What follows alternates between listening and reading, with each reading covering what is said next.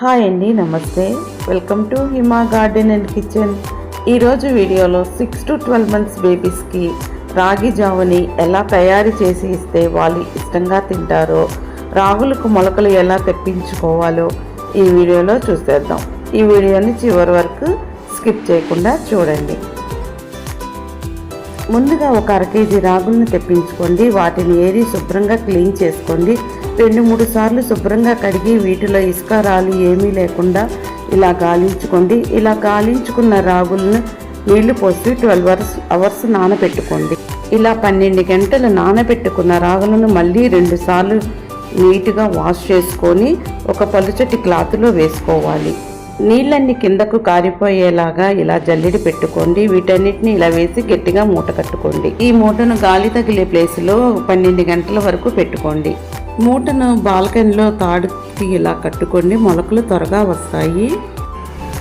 12 గంటల తర్వాత మూట విప్పి చూపిస్తున్నాను. చూడండి మొలకలు ఎంత బాగా వచ్చాయో.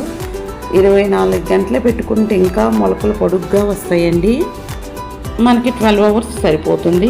ఇలా మొలకలు వచ్చిన రాగులను తీసి ఎండలో బాగా ఆరేలాగా ఎండపెట్టుకోవాలి. ఇలా బాగా ఎండిన రాగులను స్టవ్ వెలిగించి పాత్ర పెట్టి రాగులు వేసి మంచిగా సువాసన వచ్చేంత వరకు వేయించుకోవాలి.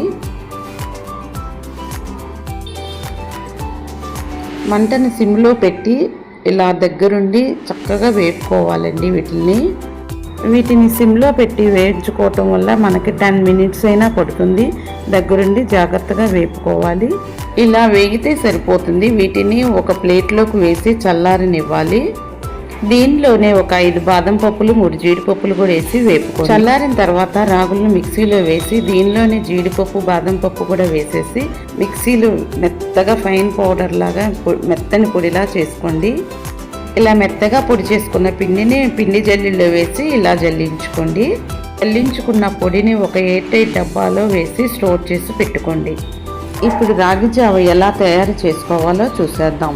స్టవ్ వెలిగించి ఒక గిన్నె పెట్టుకొని దానిలో ఒక చిన్ని గ్లాసు నీళ్లు, ఒక చిన్న గ్లాసు పాలు పోసి బాగా మరగనివ్వాలి. లోపు పిండిని కలిపి పెట్టుకుందాం. మన బేబీ ఎంత తినగలుగుతాదో అంత పిండిని తీసుకోవాలి. నేను 2 స్పూన్లు ఒక గిన్నెలో వేసుకొని కొంచెం నీళ్లు పోసుకొని ఉండలు లేకుండా కలిపి పెట్టుకున్నాను. ఇలా కలిపి పెట్టుకున్న పిండిని మరుగుతున్న పాలల్లో వేసి బాగా కలుపుకోవాలి. ఉండలు లేకుండా దగ్గరుండి చక్కగా కలుపుకోవాలి. ఈ పిండి మాడకుండా దగ్గరుండి కలుపుకుంటూ ఉండాలి. దగ్గర పడేంత వరకు కలుపుకోవాలి. చూడండి ఇలా దగ్గర పడుతూ ఉంటే సరిపోతుంది. కొంచెం తిక్కుగా వచ్చేంత వరకు కలుపుకోవాలండి.